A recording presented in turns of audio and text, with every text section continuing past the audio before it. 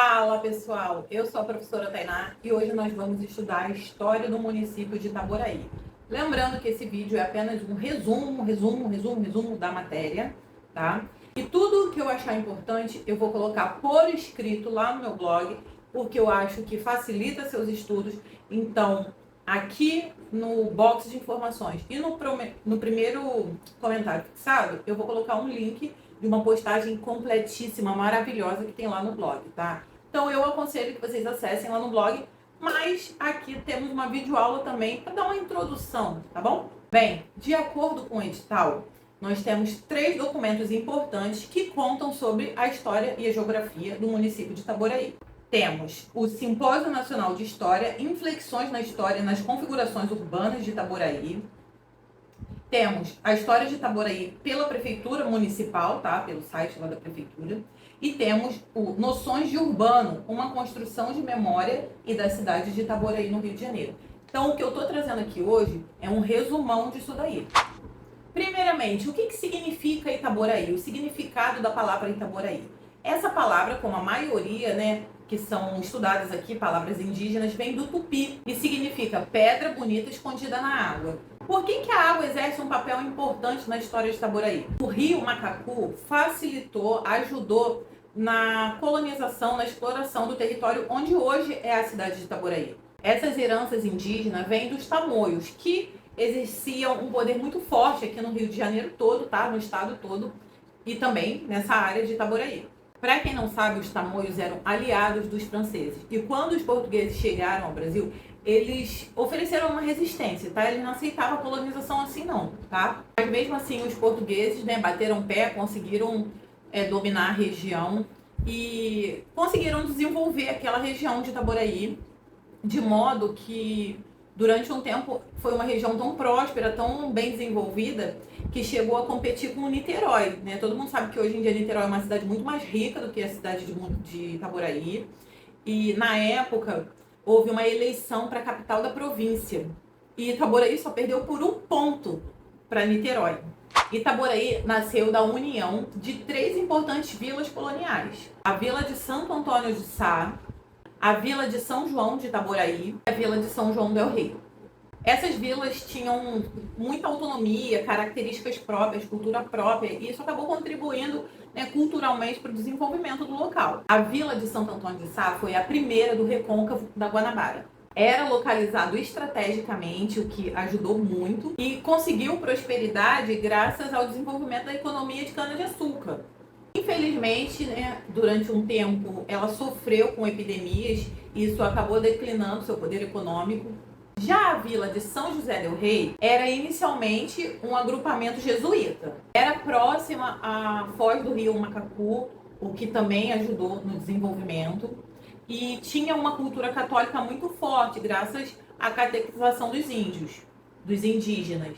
Já a Vila de São João de Itaboraí se fortaleceu por ser uma parada de tropeiros. Acabou se tornando o maior produtor de açúcar da região e desenvolveu um comércio bem forte para a época. O que também contribuiu para o seu desenvolvimento foram as personalidades, as pessoas importantes que passaram por aquele caminho.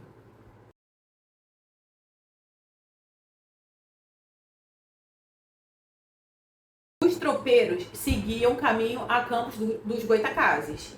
E vocês sabem que todo lugar onde passam tropeiros acaba se desenvolvendo, né? Porque se torna um local mais movimentado. Em 1672 foi construída uma capela em homenagem a São João Batista.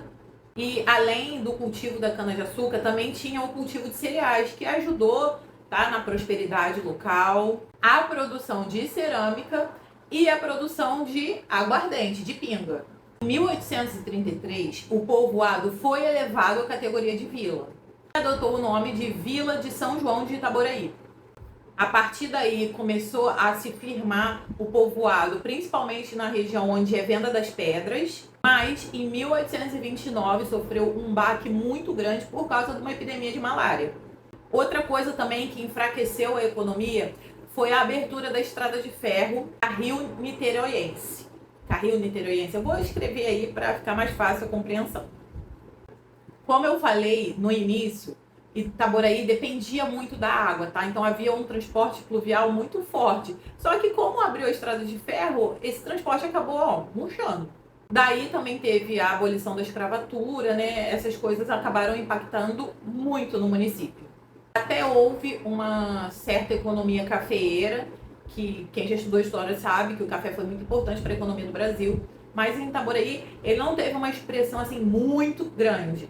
Mas o que de fato prejudicou a região de Itaboraí, e infelizmente o município colhe os frutos disso daí até hoje, foi o crescimento desordenado, tá? Construções irregulares, poluição, desmatamento, brigas de poder político. Pessoal, não se esqueçam, tudo que está sendo dito aqui nesse vídeo tá lá por escrito no blog. Tá muito melhor explicado. Então, vou deixar aqui no primeiro comentário, tá fixado, e na descrição desse vídeo, um link que vai te levar direto lá para a postagem do blog. Não deixe de acessar. O que mais que a gente pode falar sobre a história de Itaboraí? Existe um certo patrimônio cultural lá preservado, casarões, igrejas antigas, enfim. O IPHAN, né, que é o Instituto do Patrimônio Histórico Artístico Nacional, tenta preservar, mas é uma tarefa difícil. Vou dar uma lida aqui no resumo para poder não me perder. No início do século XX, alguns personagens da política do Estado realizaram discursos e debates nesse local. Segundo Costa, no período monárquico, esse espaço público foi chamado de Praça General Osório. E após a proclamação da República, denominou-se Praça do Generalíssimo Deodoro da Fonseca, tendo o nome alterado novamente em 1891 para Praça Marechal Floriano. Estamos falando da Praça Marechal Floriano, que é, para mim, o mais importante ponto histórico de Itaboraí. Essa praça deu um tchan na cidade, né? Levantou, ela formou o que é o município de Itaboraí hoje. Com o objetivo de promover a inclusão social e elevar a qualidade de vida, o Plano Diretor Integrado de Itaboraí estabelece diretrizes para a proteção e valorização do patrimônio histórico. Isso só foi criado em 2017. Destaca-se em particular a meta de requalificar o centro histórico e seu entorno, conforme previsto nos artigos 78 e 89 do documento. Essa iniciativa busca revitalizar áreas degradadas e resgatar a identidade cultural da cidade. Enfim, recentemente, em 2017, tentaram levar para frente aí um projeto de lei, né, um plano diretor, enfim, uma portaria, algum documento para poder formalizar a proteção ao patrimônio histórico de Itaboraí. Então, resumindo a história de Itaboraí, o que a gente tem como pontos importantes? A expansão territorial graças aos cursos d'água, tá? A navegação, a atividade fluvial, a economia da cana-de-açúcar, da aguardente, da cerâmica, os períodos de declínio que foram agravados graças ao desmatamento, à poluição, às construções irregulares e até ao uso indiscriminado de produtos químicos para desenvolvimento, né, e cultivo que foram, né, prejudiciais. Enfim, se você chegou até aqui e gostou desse vídeo, deixa um like e se inscreve no canal. Eu sei que para você pode parecer pouco, mas um like que seja, não custa nada aí para você, já me ajuda muito. E a sua inscrição, ó, para mim é ouro. Então, por favor, deixa um like, se inscreve aí no canal e não deixem de acessar lá no blog que tem uma postagem por escrito, ó, linda e maravilhosa para te auxiliar nos seus estudos, tá? Se você se inscrever, assim você vai ser notificado do próximo vídeo que é sobre a geografia de Itaboraí.